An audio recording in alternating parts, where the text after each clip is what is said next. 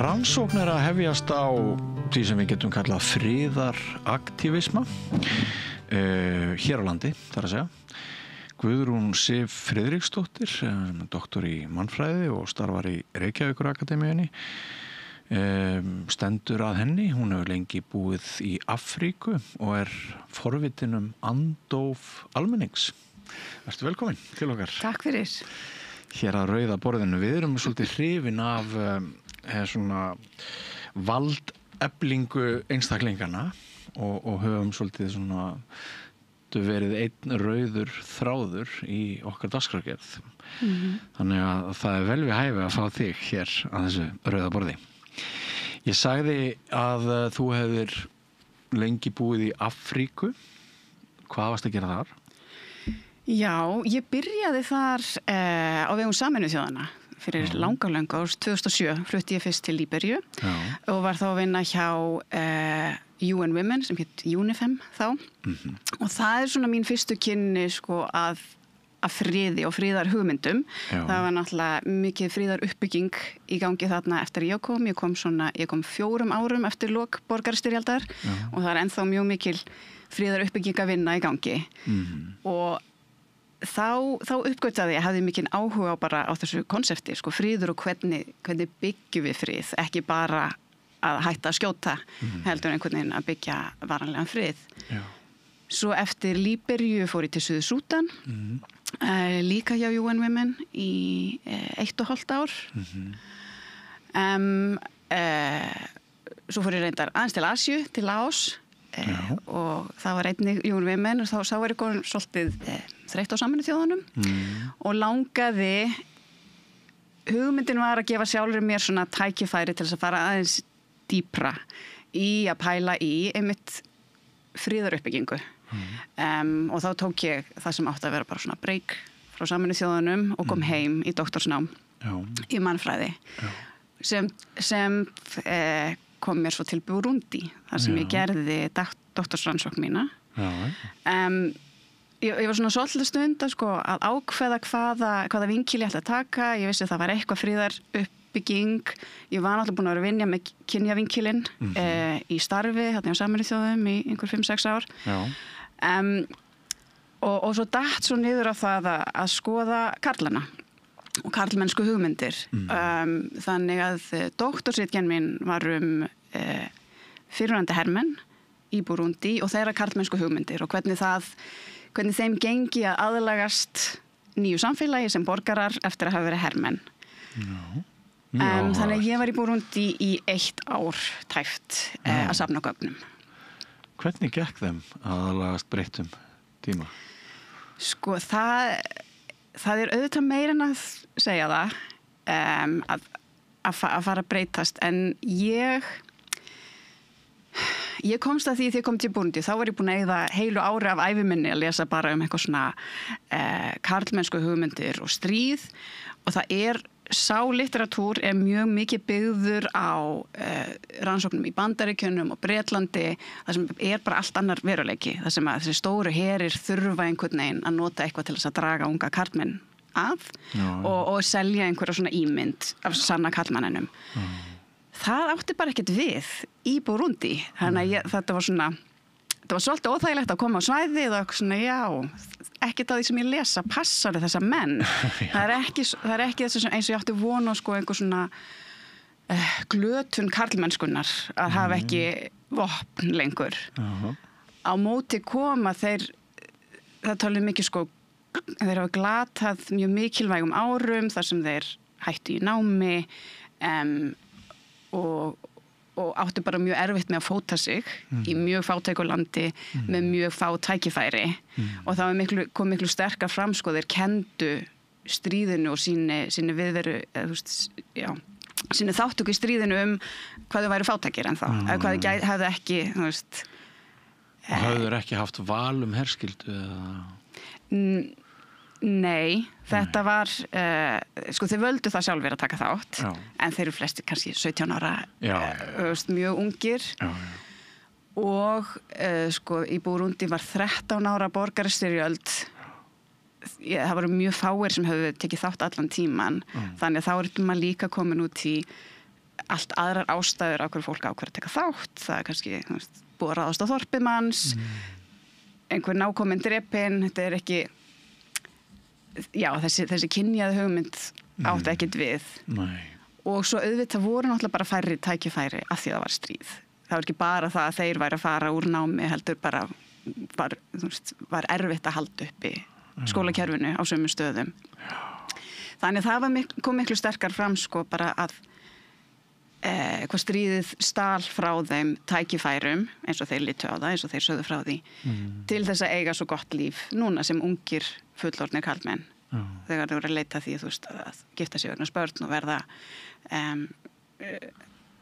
sá sem sá fyrir fjölskyldunni, sem svona það allra mikilvægasta í burundískri karlmennsku, að vera sá sem getur séð fyrir fjölskyldunni. Það skiptir mestu máli. Já. Og ekki ákall þáttöku kvenna á atvinnumarkaði? Það sem þú varst? Nei, og svo það sem í svona fátæku landi, sko, þá atvinnumarkaðurinn svo óbærslega lítill, þessu formlegi. Þannig að fólk miklu frekar að reyna að búa sér til einhverja vinnur, þú veist, bara frá því að vera að selja grænmeti og ávexti yfir í, þú veist, allt svona leigubílakerfið, það bara búið til það hvort sem það eru þá fólk sem á bíla eða mótorhjól eða hjól, svona algjört stéttakerfi í skilur hvaða samgöngur þú átt eða hefur aðgengi að. Já, þannig að það er svona verið að reyna alltaf að búa til eitthvað, af því það eiginlega bara algjörlega sénslaust að komast inn á þennan pínulitla formlega markað. Og þessar hugmyndir, sko, ég hef sjálfur setið einhver námskeið í kynjafræðum og svoleiðis og ég held að ég geti tekið undir með að litteratúrun töluvert mikið bandarískur og svona vestræn. Erum við að einhverju leyti kannski búin að ofur einfalda flókin veruleika með? Já, ég meina það náttúrulega ýmislegt sem á við, en þetta bara passaði einhvern veginn engan veginn. Það bara miklu stærri hlutir sem koma inn, en það svona mjög típist samt kynjakerfið í Burundi og það bara þetta karlinn á að fá vinnu og sjá og það samt fullt að í efri millistéttin eru konur alveg á vinnumarkaði. Og hérna rannsóknir sem ég að klára núna sem eru svona efri stétta Burundibúar sem hafa þurft að flýja og eru í Evrópu, þar eru öll pörin bæði konan og karlinn með háskólamenntun og voru bæði á atvinnumarkaði. En það bara svo rosa mismunandi sko eftir stéttastöðu hvernig þetta kemur inn. En þau tala líka það efri stétta konurnar að þær tóku eftir því hvað köllunum fannst erfitt að koma til Evrópu og hafa ekki vinnu. Og þær voru náttúrulega missa sína vinnu líka, en þú veist, það sést líka á efri stéttamönnunum hvað það hafði mikil áhrif og það eru svona sumar segja það grínir bara ég bað til Guðs að hann fengi vinnu undan mér, svo geti ég að fara á vinnumarkaðinn. Þannig þetta rosa sterkt sko kallinn á að sjá sína. Og já, þeir fundu mjög mikið fyrir því fyrir undarhermennir ef þeir gátu það ekki. Þegar eru mótmæli í gangi í Afríku núna gegn margir tala aukinn fasisma í heiminum og kerfin okkar séu að reiða til falls og það mikið talað Bandaríkin, við erum með Putin, við erum með svona háskalegri tíma að mörgum finnst. Hvernig svona, auðvitað Afríka margir heimar, en það sem að þú þekkir til hérna, hefur fólk færi á að mótmæla? Sko, já, heimur versnandi fyrr, líka í Afríku. Og nú sko eitt af síðasta sem ég var að taka þátt í að skrifa var kafli í bók mótmæli í Afríku og ég tók þátt í að skrifa kaflann Burundi og þetta var svona þetta samt allt mótmæli sem eru búin sko, þannig við getum skoðað þau eftir á og þetta svona eiginlega aðeins eftir arabíska vorið þegar var ennþá hægt að halda arabíska vorið hefði komið einhvern skila og þá voru að koma alltaf mikið fram svona stóra hreyfingar í mismunandi afrískum löndum á friðsamlegum mótmælum og í 2015 voru þið í Burundi og þetta eru, nú man ég ekki hvað margir kaplar í þessar bók, en þetta eru út alla heimsálfuna svona þetta sem að svona, fólk hélt kannski á þessum tíma að yrði afríska vorið.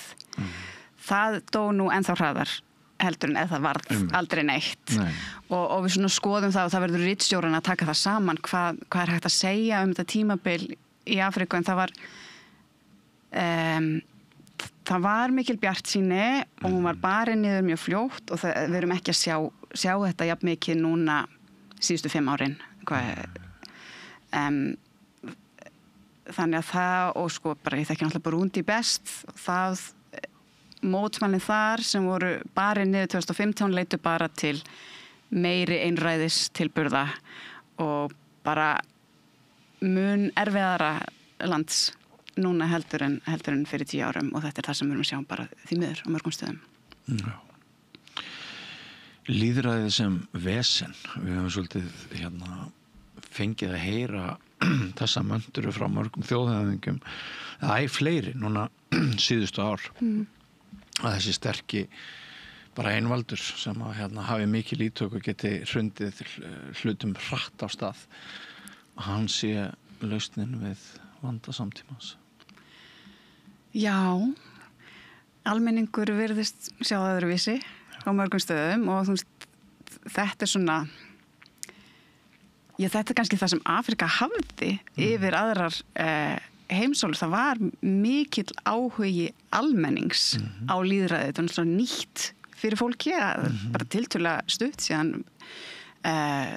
löndin fengu sjálfstæði og svona en elíturnar sem hafa tekið við í langflestum löndum ekki haft áhugan. En það er ennþá, þú veist, og það sem mér finnst mjög áhugavert er að sjá með það sem ég myndi mjög gjarnan vilja væri næsta verkefni eða einhvern tímann í framtíðinni er sko að sjá til dæmis burundískt flóttafólk sem hefur þurft að flýja vegna starfa sinna en heldur áfram þeim störfum. Þannig að ég svona, er með smá hóp í Belgíu af fyrrverandi stjórnarandstæðu fólki, blaðamönnum og svona grassrootar samtökafólki sem er að reyna að halda áfram að segja fréttir, að halda uppi einhverju andstöðu þó að sé úr annar heimsálfu, að segja frá mannréttindabrotunum. Þannig að það er það sem ég sé frá þessu landi sem ég hef fókusað mest á og það er rosalega segla í fólkinu.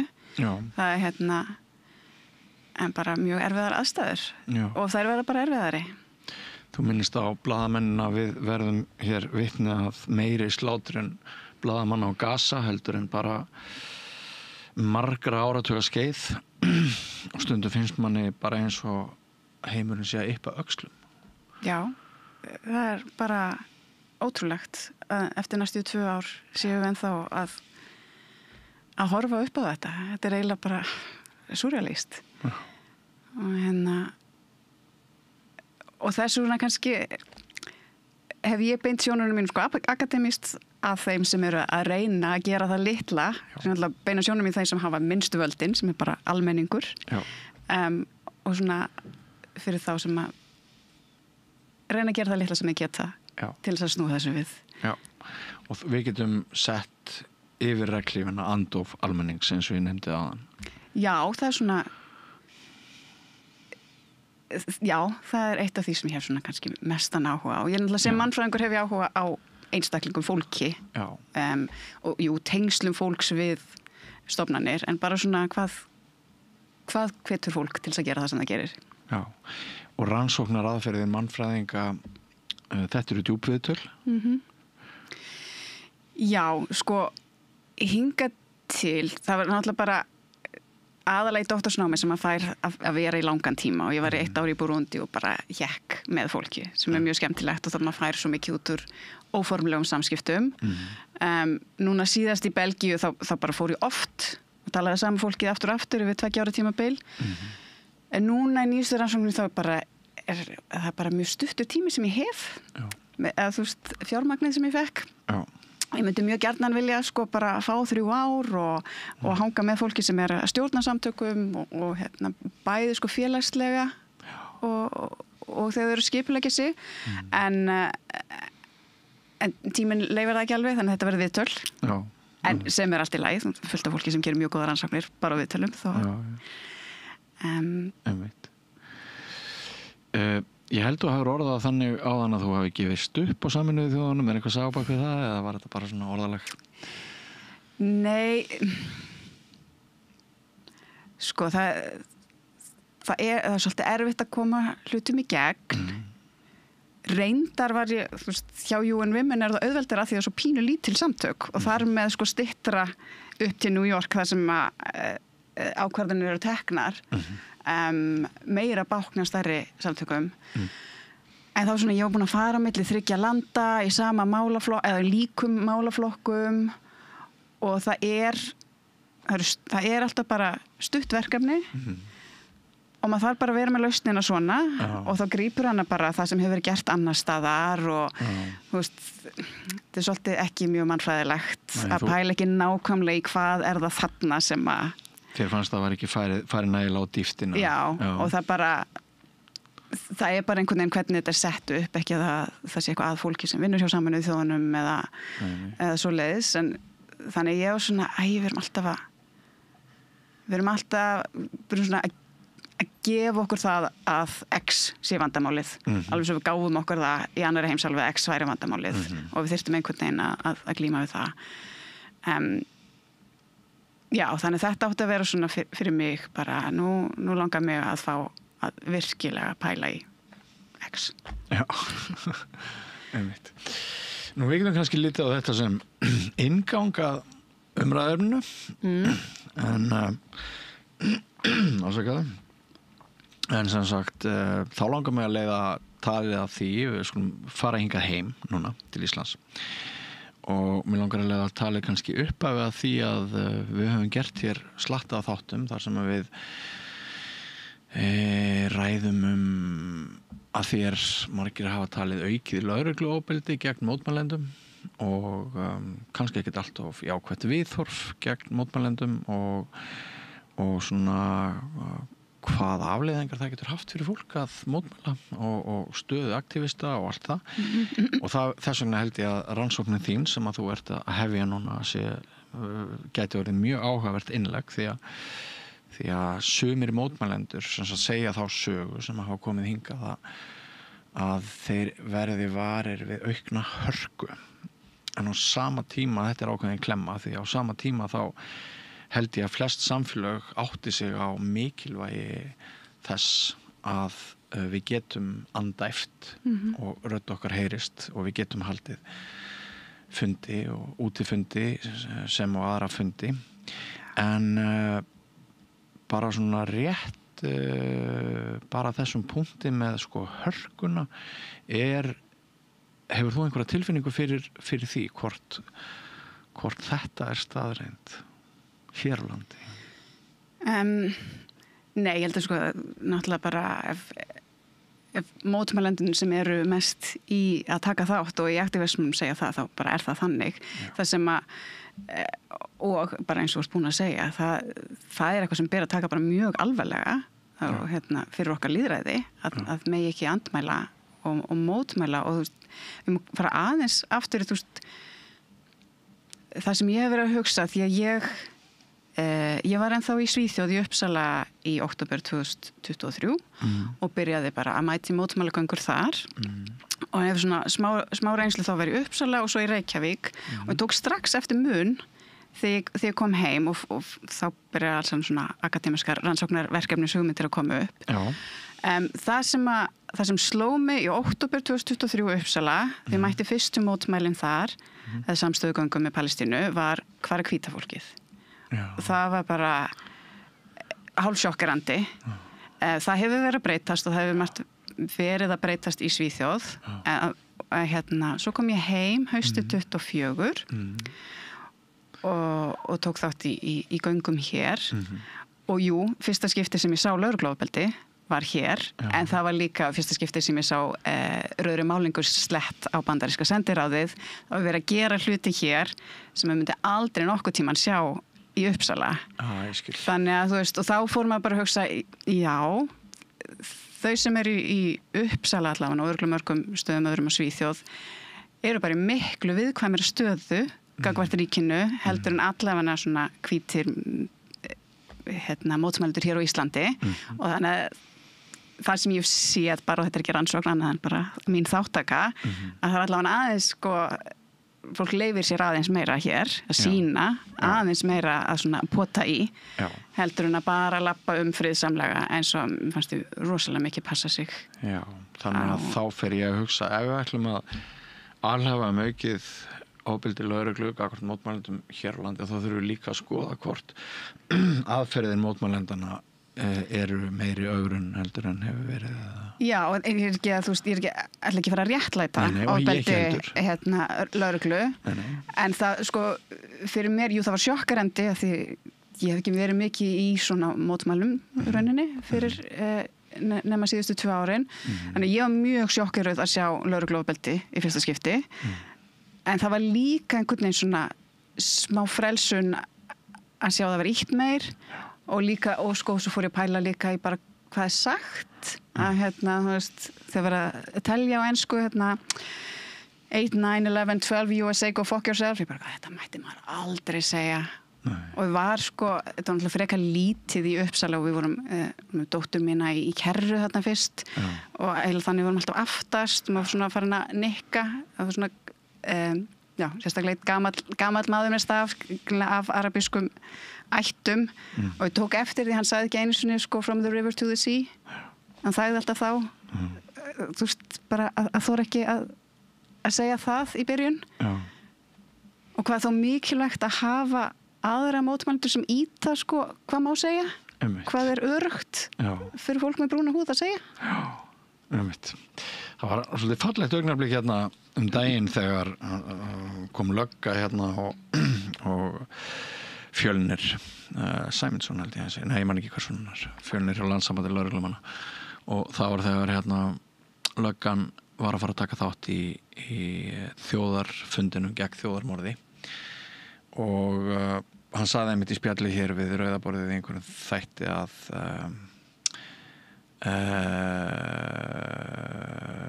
var eitthvað að tala sko að nafngreindi nokkra einstaklinga sem hafa verið svona leiðandi meðal andófsmanna eða hvað maður segja, mótmælenda og honum fannst það fallegt og mörgum öðrum fannst það fallegt að þarna voru þeir komnir í sama liðið, mótmælendur og löggan á þessum fundi og töluðu einni röddu. Þannig að hérna bara svona rétt að benda á það ég held að það hafi lagt inn kannski betri menningu, betra andrúm til næstu mótmæla hver sem þau verða að þessir ólíku hópar. Já, vonandi. Ég tók mitt eftir sér líka, ég rendi við listan bara, vá, flott hjá löggunni. Já. En hérna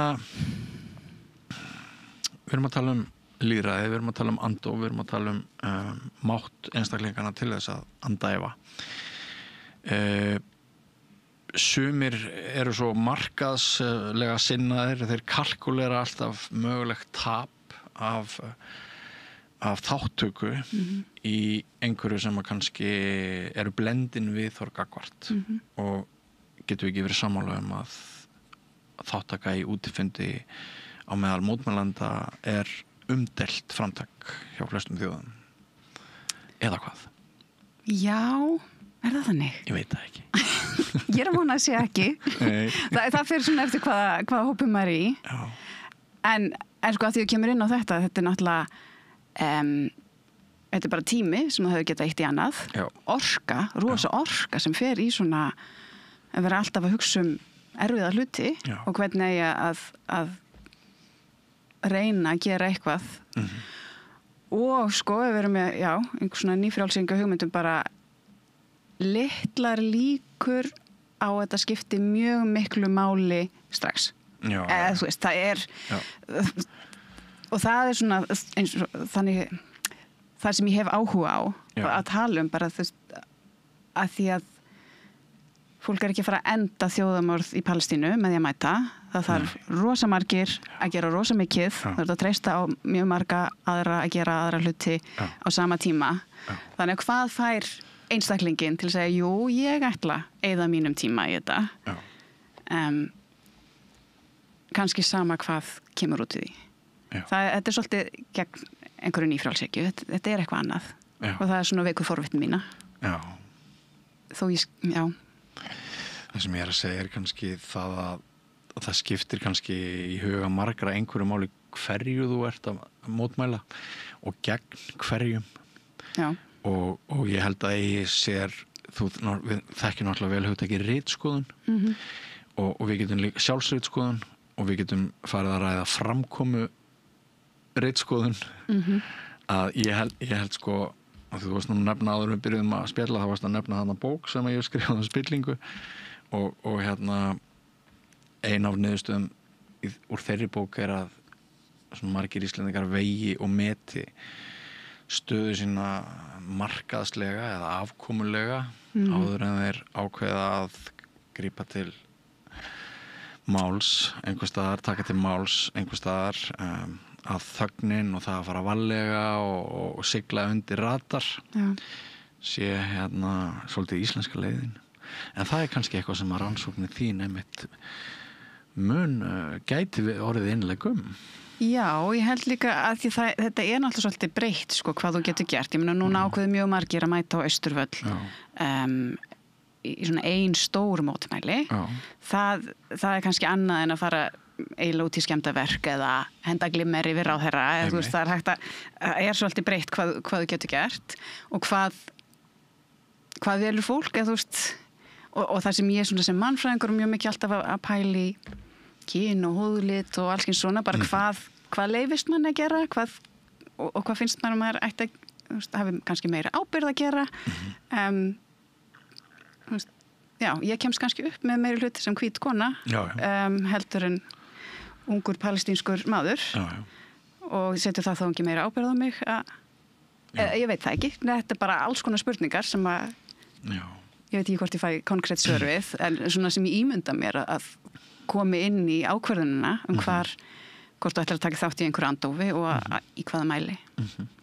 Svo er þetta líka spurningin að lifa standandi sem manneskja eða hókin og til hvers lifum við og jafnvel þótt að gæti kostað einhverjar gárur, það gengur smá pus yfir skipið á einhverjum tímapunkti að ef maður með sko til langframa, ef maður með augun á einhverju framtíð til langframa þá getur það kannski reynst nægur hvati til þess að fólk leggur eitthvað á sig óhrengast á puttunum í deginum í dag til þess að sjá fram á betri og réttlátari tíð síðar. Er þetta ekki eitthvað sem er líklegt til þess að keyra marga mótmælendur áfram? Ég hugsa það og bara svona og einhvern veginn líka bara eiga samtali sjálf og sér hver vil ég vera? Hvaða manneskja vil ég vera á þessum tímum? Og þú veist, gerði ég eitthvað? Gerði ég það sem ég gat? Hvort sem það hafiði virkilega áhrif eða ekki og einhvern veginn svo kemur bara oft þú veist að vera fyrirmynd fyrir börnin sín eða einhvern veginn að bara já, þetta sé svolítið bara svona svolítið basic hugmyndur hver maður vil vera sem manneskja og hluti á samfélagi og hvaða ábyrgð mann finnst maður hafa. Já. Áströlsk rannsókn sýnir að það sem að fólk harmar mest á skömmu áður en það deyr á líknardeild þar að hafa ekki sér mest eftir því að hafa ekki staðið betur með sjálfum sér og oft er þetta sko klemma á milli samfélagsþrýstings, fjölskylduþrýstings, yfirmannaþrýstings, fyrirtækjaþrýstings eða þess að standa með sjálf og sér. Þannig að þú kannski nærði nokkra aukakrónur að þú stendur ekki með sjálf og þér. En hvernig líður þér rétt fyrir andlátið? Ertu frjáls? Ertu sátt við þína framgöngu í lífinu? Og vonandi þurfum við ekki alltaf að bíða fram á dánatöðunni að við getum séð það bara þetta snúist aðeins hvað maður vill. Já, en ég nefna það sem dæmi að svona þegar nálgast inn efsta stund þá hlýtur að koma saman allt sem reyndist hégómi og líka allt það sem skiptir mestu máli í lífinu. Ekki satt? Jú, líklega. En sko Ertu byrjuð að tala við íslenska mótmælendur? Nei, ég búin að vera svolítið lengi að koma mér á stað. Já. Fyrstum viðtölin á miðvikudaginn, þannig ég bara að byrja. Já. Ég svona, eins og vill verða, þó að síðasta rannsóknarverkefni hafi átt að klárast í apríl, þá ég ennþá að skrifa upp úr því, þannig að þetta maður svona dregur á eftir sér. Þannig að það var í sumar og svo bara, já, þá þurfti ég aðeins að leggjast yfir þetta. Það er eitt að skrifa, þú veist, hvað spurning maður vil svara og svo þegar maður fer að pæla í spurningaramanum, svolítið svona, ég held að það geti verið svolítið flókið fyrir fólk að benda á það konkrétt bara hvað hvetur mig til þess að mæta og gera eitthvað. Þannig ég er búin að vera aðeins að velta mér upp úr svona hver umræðu efnin ætti að vera nákvæmlega. En þetta er fyrstu viðtölir á miðvikudaginn og svo vonandi fyrir boltinn að rúlla. Ertu með tímaramma fyrir viðtölin? Nei. Ég bara... Já, þetta... Geta þau orðið 3-4 klukktíma? Þau geta orðið það. Mín reynsla af fyrri rannsóknum er sko lengsta sem ég tekið 4 klukktíma, það bara var ekki gott. Þá er bara verið að fara hinga og þanga út allt og ég leyfi því að gerast að því það var greinilega... Maður finnur alveg fyrir sem rannsakandi, ég er alltaf að taka, ég er að taka til þess að búa til rannsókn, en greinlega var ég svolítið að gefa þarna líka, bara einhver vildi láta hlusta á sig, en það er ekki mjög notæft. Klukkutími rúmlega, en nú svona oftast bestu viðtölin og svo bara rosa gott ofta að hitta fólk aftur. Ég veit ekki hvort ég hef tíma í það. Nei. En þú veist, þannig hef ég unnið það bara fókus á fá einstaklinga. Já. Og þannig þetta safnast saman en ekki svona maður sé hálfan dag í fullan viðtali. Nei, hvernig gengur að fá fólk í svona viðtöl? Vel, hingað til. Ég er bjartsýn á þetta. Það var það gekk ágætlega ná í fyrrandi hermenn í Burundi. Það var alveg frekar erfitt að fá burundist flóttafólk. Bara út að traust málum. Ég ímynda mér að fólk sé tilbúið að tala um þetta. Já. Kannski er ég of bjartsýn, en já, þetta er ekki það viðkvæmur hópur. Nei. Og ég veit það ekki, þú veist, ég held að það væri bara gott að svona fá aðeins að tala út. Já. Hvernig velurðu fólk? Sko, ég er að byrja bara á samtökunum. Já. Þannig að samtök herstöðanstæðinga og MFIK Ísland Palestínu, bara þau sem eru í stjórnum sem eru svona að skipuleggja hluti. Svo ætla ég svona bara fá þau til að kynna mig fyrir og svo langa mig líka að fara einhvern veginn á hinn endan af fólk sem ég ímynda mér að sé slata fólki sem hefur kannski aldrei tekið þátt í neinum friðaraktivisma fyrir október 23 og hafi allt einu svona bara blöskrað og byrjaði að gera eitthvað. Þannig að þá þarf ég einhvern veginn að auglýsa eftir þeim. Af hverju skiptir það samfélögum máli að við nýtum þennan rétt okkar? Já. Það var kannski komin út fyrir? Já. Já. En ef þú leyfir þér að... Já. Svona... Bara alltaf mikilvægt að allar raddir fá að heyrast, minnst að líka sko sérstaklega núna eftir innrásin í Úkraínu sem við erum ekki búin að tala um og einhvern veginn breyta umræðu ógnir og einhvern veginn hvernig talað kannski stjórnvöld og svona stórhluti samfélagsins talar væðingu Evrópu sem viðbragð ógn. Nema ég sé það sem mjög miklu ógn að vopnaðist. Já, að Evrópa sé að vopnaðist bara. Hvað þá Ísland? Já.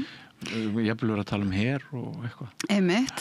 Og þá finnst mér gríðarlega mikilvægt að þessar raddir fá að heyrast líka. Ég er ekki næf, ég skil alveg að það eru öðruvís ógnir núna heldur en voru fyrir 3 árum. En maður er svolítið óttaslegin við sko að viðbröðin verði eiginlega meira ógn. Og það náttúrulega, þá eru friðaraktivistar, það ætti náttúrulega að vera meiri friðarfræði, það er bara ekki neitt á Íslandi, en sko það er mjög sterkt í Noregi og þau finna fyrir því sko, hérna Peace Research Institute Oslo og eru svona farin einhvern veginn að berjast fyrir ekki tilvist sinni en að þau sé tekin alvarlega, að það sé ekki bara varnar rannsóknir og varnar umræði sem skiptir máli, heldur friður. Það konsept sem skiptir máli líka. Þetta alveg rétt hjá þér, sko. Rödd friðarhreyfinga eins og hér á landi, hún ekki sterk núna. En við erum með hverjum fréttatíma einhver dúdda, sko, sem að tala fyrir auknum hernaði. Nú það drónar, við maður fá okkur dróna til þess að verjast mögulegri dróna árás frá Rússum og eitthvað svona. Líklegt hugsa maður að okkar tækni, okkar resursar og okkar smæð leyfi það að við komum upp öflugustu hervarnarkerfum til þess að verjast árásum einhverjars risaríkja. Bara þetta eru skrýtnir tímar. Já, og man finnst þetta svona ólíklegt og bara svolítið hræddur við sko hvað gerist, hvað fylgir þessu, hvað verður lýðræði og mannréttindi og hérna svona verndun og einkalífi fólks og bara maður sér svona allskins ógnir spretta fram, settar fram í einhvern búning sem viðbrögð við því tróknum. Þannig, já. Og enn hefur einhvern tekst að búi til svo gott samfélag að stofnanir ríkisins bara virki 100%.